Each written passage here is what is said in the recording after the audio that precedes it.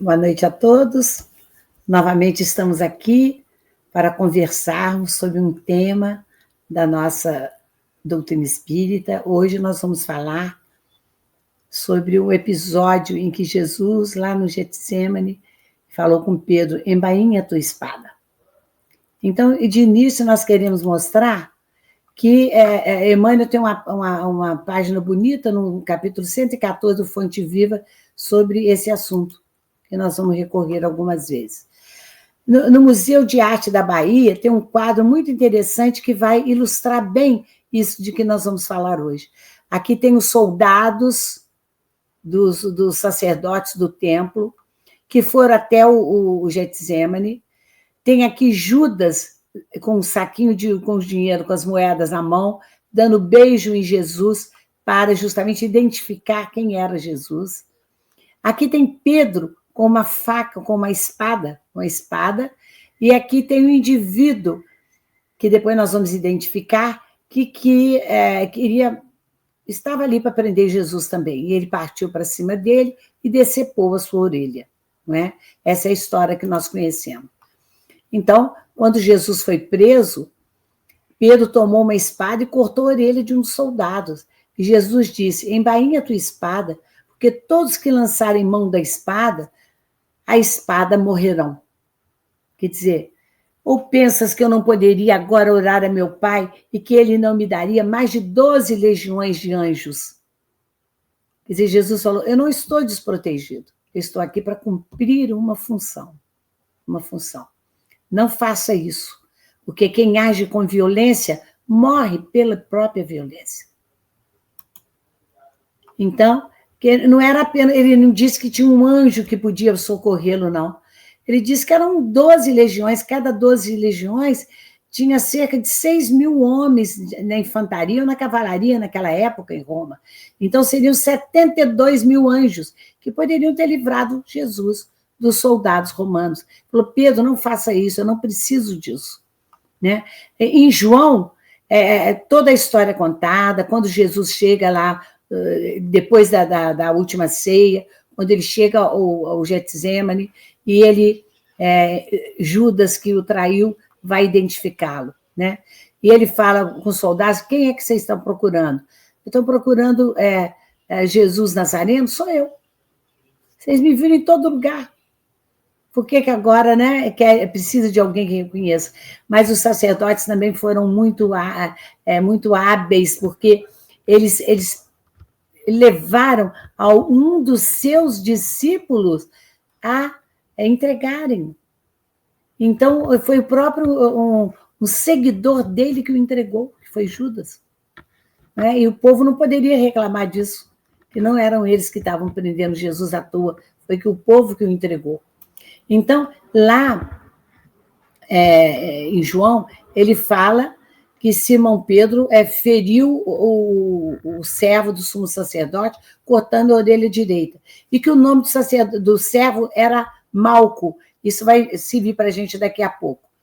E Jesus disse: embainha a tua espada, não beberei eu o cálice que o Pai me deu? Quer dizer, ele teria que passar por aqui, estava previsto isso. João diz o nome do discípulo, que era Pedro, diz o nome do servo, que era Malco, Jesus manda que suspenda a agressão e não diz que o curou. Porque aí há uma divergência pequena entre um evangelista e outro, mas que não muda substancialmente o que aconteceu e a lição que Jesus deu. Né?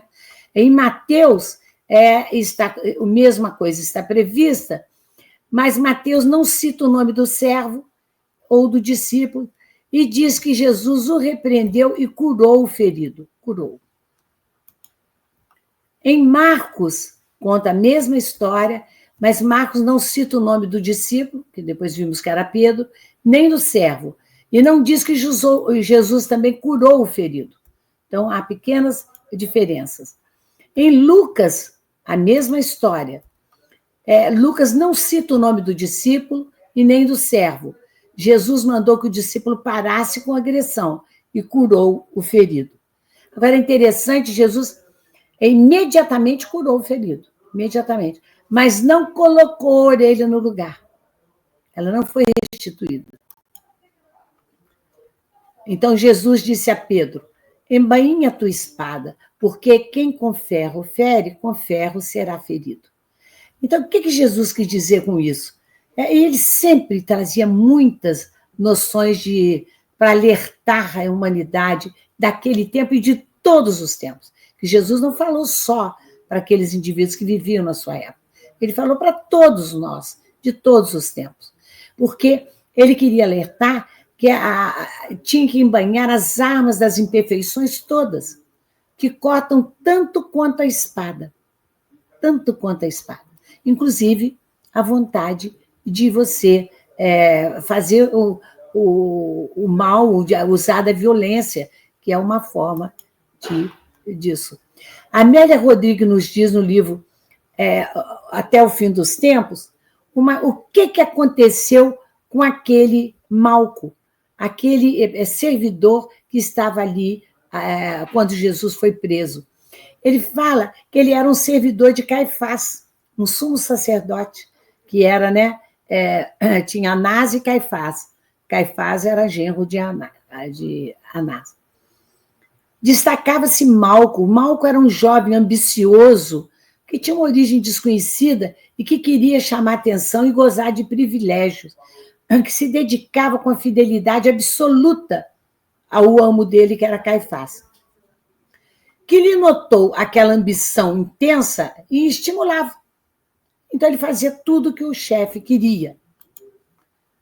Pedro, naquela ocasião que Jesus foi preso, encontrava com uma espada, naquela altercação toda que aconteceu, ele quis proteger Jesus, então ele decepou a orelha de Malco, que com um urro bestial, nos diz Amélia Rodrigues, começou a vociferar enquanto a hemorragia escorria abundante. A gente sabe que a orelha é um lugar que até que sangra muito quando a gente corta, cai, e ele, ao decepar, ele promoveu essa hemorragia. E Jesus, tranquilamente, tocou a ferida aberta, cheia de sangue, e cicatrizou-a. Aí, no que ele fez a advertência ao Pedro: embainha a tua espada, porque quem com ferro fere, com ferro será ferido. Bem, acabou aí o problema. O que aconteceu com Malco? Ele ficou sem orelha, cicatrizada, mas sem orelha. E Jesus, com isso, ele quis dizer que tinha como objetivo falar que quem usa da violência tem que esperar que os outros retruquem da mesma forma. É o que nós vemos nas guerras, nas invasões, não é? Em locais que se pratica violência, então a violência contra o outro, num ciclo que não acaba nunca. Que, da forma que a gente prejudica as pessoas, nós seremos também prejudicados. Malco, estigmatizado por aquela marca que ele ficou sem orelha. Ele não podia mais ter um cargo no templo, que é o que ele almejava. Ele não podia, porque assinalava um crime como se fosse um furto. Os que furtavam perdiam a orelha também. Então, ele fugiu da Palestina, foi viver em Roma, entre os forasteiros e desocupados da capital do Império. Quer dizer, era um indivíduo que vivia nas ruas, vivia de favores, vivia sem ter uma coisa muito fixa. Mas ele recordava sempre a dualidade chocante no instante mais desesperador da sua vida. Primeiro, o ato do agressor. Ele não esqueceu o ato de Pedro que cortou sua orelha. Pela dor, pelo estigma, que é a marca que deixou nele, mas não esqueceu o gesto de Jesus, que curou imediatamente. Ele parou de sentir a dor, parou de sangrar, mas ele lamentou que Jesus não tenha restituído a orelha no lugar. Mas os anos se passaram. E Amélia Rodrigues vai nos relatar que, numa noite, um grupo também daqueles indivíduos, soldados romanos, conduzia Simão Pedro, numa colina próxima, para a crucificação de Pedro. Para a crucificação. E Malco estava nesse grupo, junto com esses soldados, indo para lá. xingava, fazia palavras obscenas, fazendo de tudo, falando com Pedro. Ele pedia a Jesus para vir salvá-lo. E, evidentemente, Pedro ficava quieto, né, ouvindo todas as altercações. Chegando, então, lá no alto do monte, enquanto era preparada a cruz, porque nós nos lembramos que Pedro pediu para ser crucificado de cabeça para baixo, com a cruz voltada para baixo, porque ele não se julgava digno de ser crucificado como Jesus. Então, quando Pedro viu o Malco com aquela sem orelha, ele também não se esqueceu dele, não tinha se esquecido. Sabe o que ele fez? Ele sentiu uma imensa compaixão por aquela vítima e um sentimento muito grande de tristeza pelo que ele fez naquele momento. Ele ajoelhou aos pés de Malco, rogando-lhe perdão. Rogou o perdão dele. Os legionários, né, os soldados romanos, vendo aquela cena, seguraram Malco e falaram assim: esse que nós vamos crucificar é um seguidor importante do judeu odiado, que era Jesus, né, que já havia sido sacrificado, evidente. Se ele ajoelha aos pés desse indivíduo que está aqui, ele é mais importante do que o próprio que vai ser crucificado. Vamos crucificá-lo também. E desse modo, Malco, que foi aquele que estava lá naquela época xingando Jesus, batendo, e como estava fazendo agora com Pedro, ele foi gritando inocência, se debatendo, ele foi crucificado numa cruz ao lado de Pedro. Quer dizer, ele teve uma morte também triste, igual ele esperava. Aqui, Pedro sendo crucificado de cabeça para baixo, como ele próprio pediu, né? É interessante que arqueólogos descobriram espadas romanas depositadas em cavernas de mais de 2.000 anos. Provavelmente uma dessas espadas de que Pedro lançou mão quando ele foi, como está aqui, né, o episódio de cortar a orelha do Malco, aqui está a espada. Então, Emmanuel vai nos dizer que isso aí nos leva a nós pensarmos na guerra. Essa a visão da espada, a história da espada, o que a espada pode fazer na nossa vida. Que a guerra foi e sempre será um terror das nações, um terror, é um furacão, um monstro de iniquidade que não tem nenhuma justificativa, né? A não ser para os homens maus, digamos assim, que não pensam no bem, que só querem mais territórios, que querem lutar, mais ambição, não é? Que não pensa no bem dos outros e na elevação espiritual. E que a civilização ela paga um preço enorme por isso, por causa dessas guerras que se sucedem, né?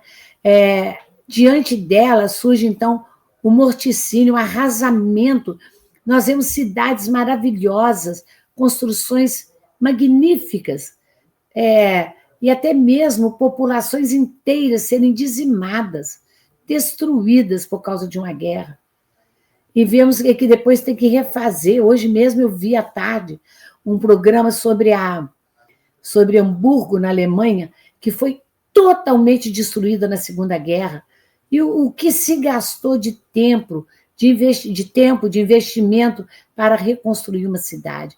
Eu fiquei pensando quantas iguais a essa foram destruídas numa guerra que teve tão há pouco tempo perto de nós, que é a Segunda Guerra Mundial. Então, a crueldade, a barbárie, leva dias amargos de sofrimento e depois de regeneração para todas as coletividades. E dura muito tempo. A guerra não é só aquele período de luta, é o período de sentir aquelas perdas todas de vida, não é? De empregos, de construções, de tudo, arrasamento total de territórios. Isso demora muito tempo para passar, né? Lá no Livro dos Espíritos, Kardec perguntou qual a causa que leva o homem à guerra. Esse monstro terrível, que nós não conseguimos nos apartar dele. Os espíritos respondem. É a predominância da natureza animal sobre a espiritual e a satisfação das paixões. Porque no período de barbárie, os povos conheciam somente a lei do mais forte. Você queria um território do outro, você ia lá e tomava. Você queria a casa do outro, você tomava a mulher do outro, a filha do outro. Quer dizer, as propriedades todas, né?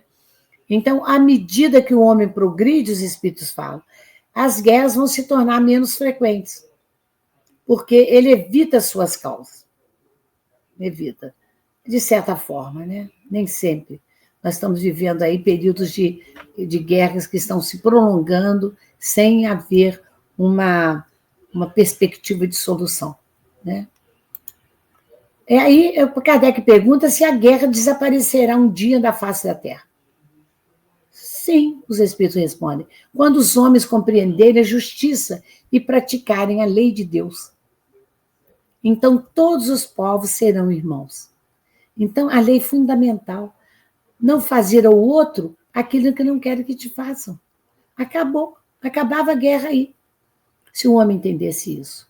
E os espíritos dizem que um dia vão entender. Demora, mas nós teremos essa compreensão.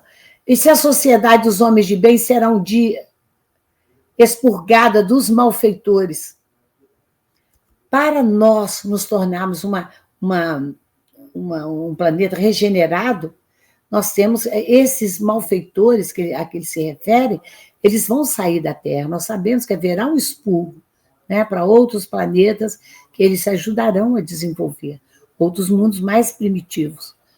Então, ele diz que a humanidade progride, os espíritos falam. Os homens dominados pelo instinto do mal, que se encontram deslocados entre os homens de bem, desaparecerão pouco a pouco e renascerão com outro invólucro. Então, com mais experiência, compreenderão melhor o bem e o mal. Então, às vezes, eles vão renascer em outros mundos para ajudá-los a desenvolver. Igual aconteceu conosco, quando os expurgados, né, de Capela vieram para cá ajudar a desenvolver o nosso planeta. Então, conflitos armados no mundo, eu me lembro da última revisão que eu fiz, tinha mais de 50 conflitos armados no mundo, sendo pelo menos 10 em grandes proporções. Por exemplo, Israel com Hamas, a invasão russa na Ucrânia, as guerras civis no Iêmen, no Mianmar, na Síria. Em 38 países diferentes tem conflitos armados, levando destruição, dor, miséria, fome, morte de crianças, de velho, não importa de quem, né? E ocorre mesmo dentro de nós isso, essa guerra interna, quando nós abrimos uma luta contra o semelhante. Se nós sustentamos uma guerra com o próximo, desejando a ele o mal, por exemplo, é uma tempestade destruidora de sentimento dentro de nós. Dentro de nós. E essas almas sofrem um desabamento, desintegração, porque o desequilíbrio e a violência nos fazem tremer e cair em vibrações de egoísmo absoluto, né? E que nos deixam na retaguarda da evolução, não deixa com que nós evoluamos. Para isso, muitas vezes, nós temos que atravessar, então, essas aflitivas existências de expiação, para corrigir as brechas de deixar entrar nos nossos sentimentos, nas nossas mentes, esses indivíduos e espíritos que preconizam o mal e que retardam a nossa evolução. Nós temos que fazer isso, né? Então, embainhar a espada significa afastar desses sentimentos, significa, sobretudo, perdão, que Jesus um dia falou que nós devíamos perdoar 70 vezes 7, ou seja, infinitas vezes, que nós não podíamos desejar o mal do próximo, que o próximo era o nosso irmão, que nós somos todos filhos de Deus, de um mesmo Pai, né? Então, ali, alimentando a guerra com os outros, nós nos perdemos nas trevas exteriores, esquecendo aquele bom combate que Paulo havia dito, que ele havia combatido, né? E que nós temos que fazer a paz com todos aqueles que nos cercam. É a única solução para a guerra, é a paz. Para aquele mesmo que nos perturba a existência, nós temos que ver todo como nossos irmãos. E a Amélia Rodrigues nos fala que há espadas invisíveis que despedaçam vidas, ceifam ideais, destroçam edificações do bem. Metaforicamente, a espada não é só aquele instrumento metálico de guerra, é tudo aquilo que exprime o ódio, a vingança, não é? Isso aí é uma espada com que nós estamos ferindo os outros e que impedem a paz. É que nós temos que combater. Ainda é a mesma forma, é o pensamento mal formulado, a palavra maldita, a frase mal escrita, o conselho mal dado, a calúnia, a mentira, a vingança, o ódio. São espadas de que a gente usa para ferir, às vezes para matar, para matar. Mas a paz de Jesus é diferente. Por intermédio do Evangelho, Jesus concede uma paz interior que supera a paz que o mundo oferece. Não é?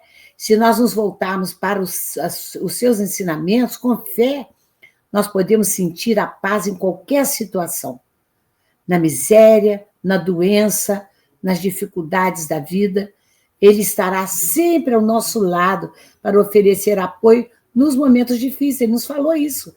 Ficaria conosco até o fim do tempo. A paz de Jesus, ele nos desejou, por exemplo, como está em João, que um dia, ao anoitecer, os discípulos estavam reunidos com portas fechadas, com medo dos judeus, logo depois da crucificação. Jesus entrou pela porta fechada e pôs-se no meio deles e disse: a paz esteja convosco. É a primeira coisa que ele desejou. É o que ele mais desejava para todos, porque ele sabia que era a única solução. E ele disse ainda, está lá em João também, aos seus discípulos: deixo-vos a paz, a minha paz vos dou, mas não a dou como o mundo. Não se perturbe nem se intimide o vosso coração. E ele completa: eu venci o mundo. Então, ele deixou aos discípulos a coisa que ele achava mais importante, que era a paz.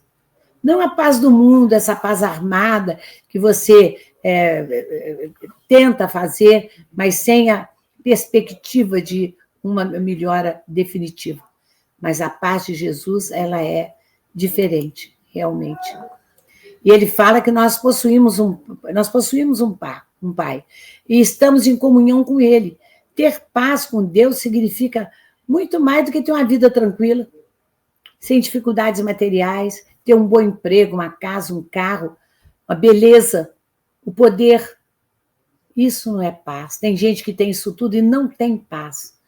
Paz é viver em qualquer circunstância com o Senhor, com os ensinamentos do Cristo, possuir entendimento que a vida vai passar por provações, mas nós temos que ter fé e esperança, que nós podemos superar isso. Foi o que Jesus nos disse, para a gente não temer, que ele estaria sempre do nosso lado. Então, essa paz do mundo, a paz armada que se consegue através de guerras. Você fala o seguinte: eu quero aquele território, então eu vou invadi-lo, eu vou matar o maior número de pessoas possível, vou destruir as construções daquele território para que eu consiga o que eu quero. Então, aí fomos, às vezes, decepcionados, sofridos demais pelo que está acontecendo, assinam os tratados de paz, os armistícios, ou seja, eles entregam parte dos seus bens, não é? Mas a paz não é isso.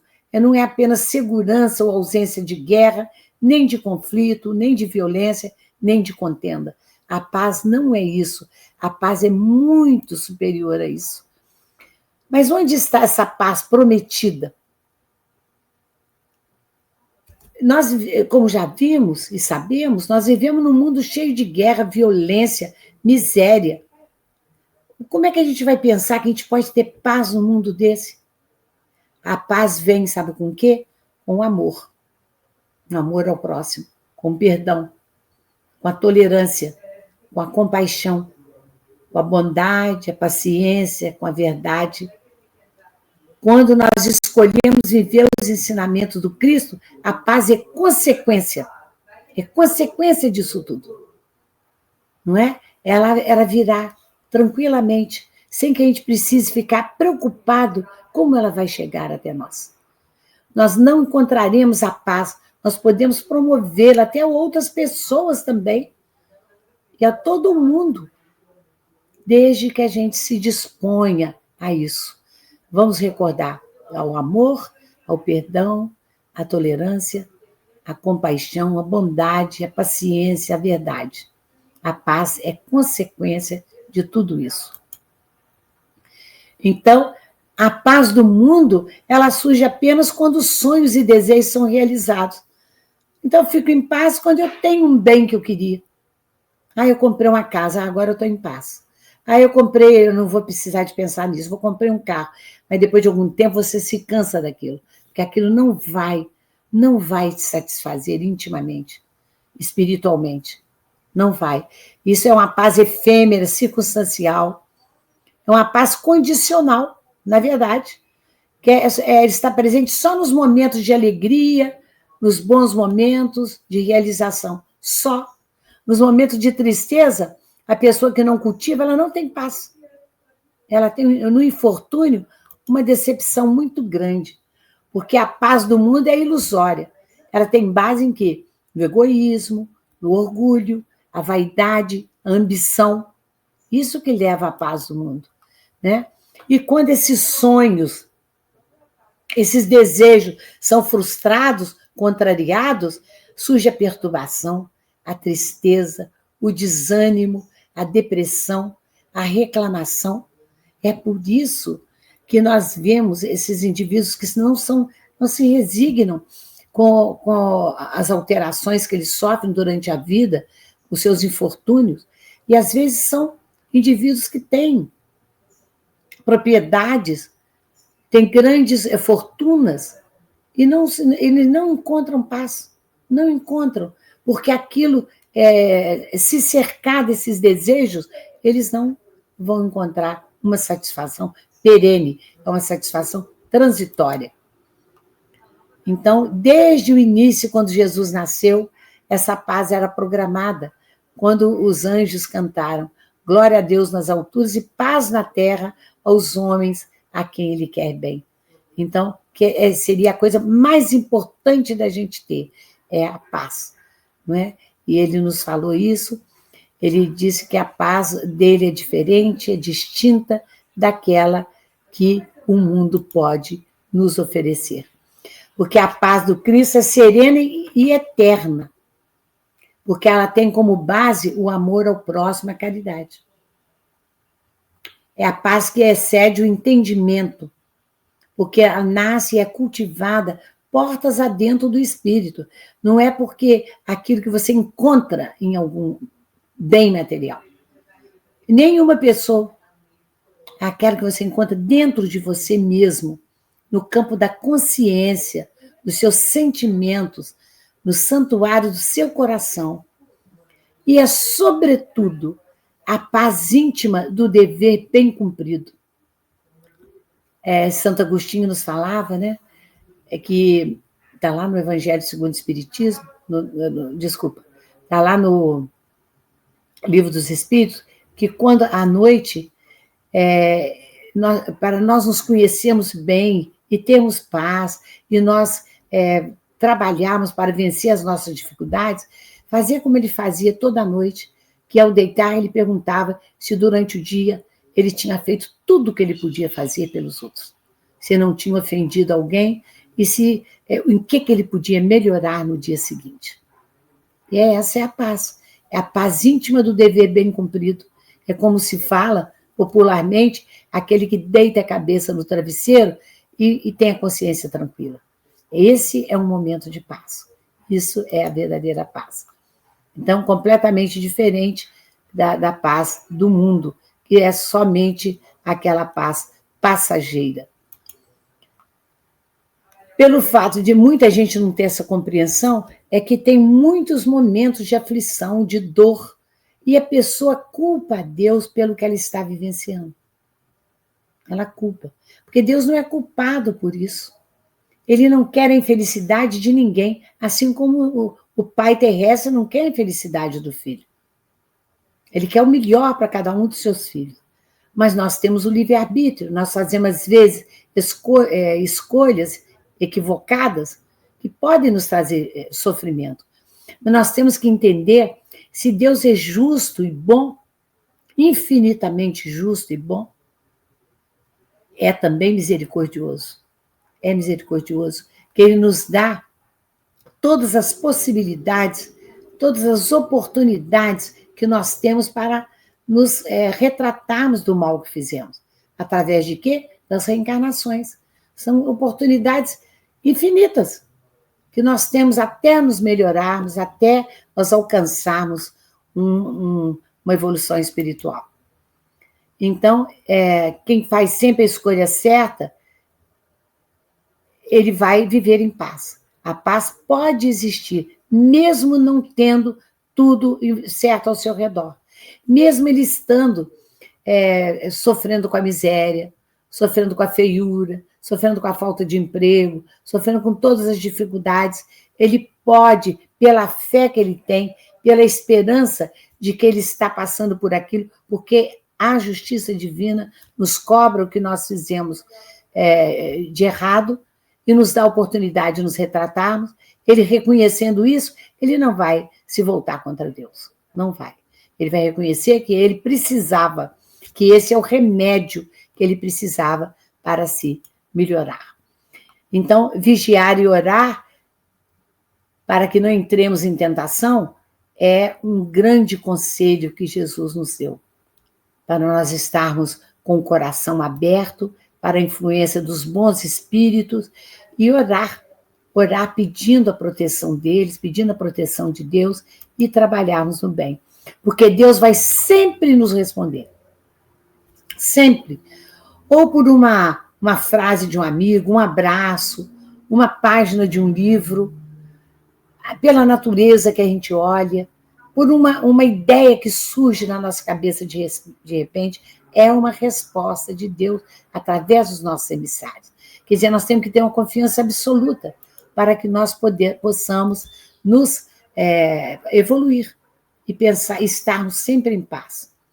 E nos livrarmos, né, em todas as circunstâncias, daquela espada que, ao ferir o outro, ela acaba ferindo a nós mesmos, a cada um de nós.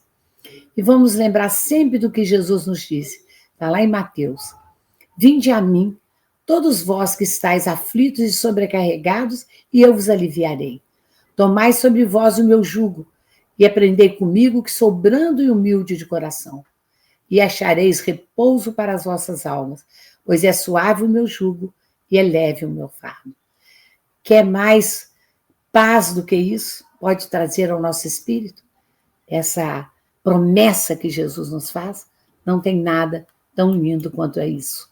E nós pedimos por isso, ao encerrarmos nossa reflexão de hoje, que a paz de Jesus fique conosco, agora e sempre. Obrigada.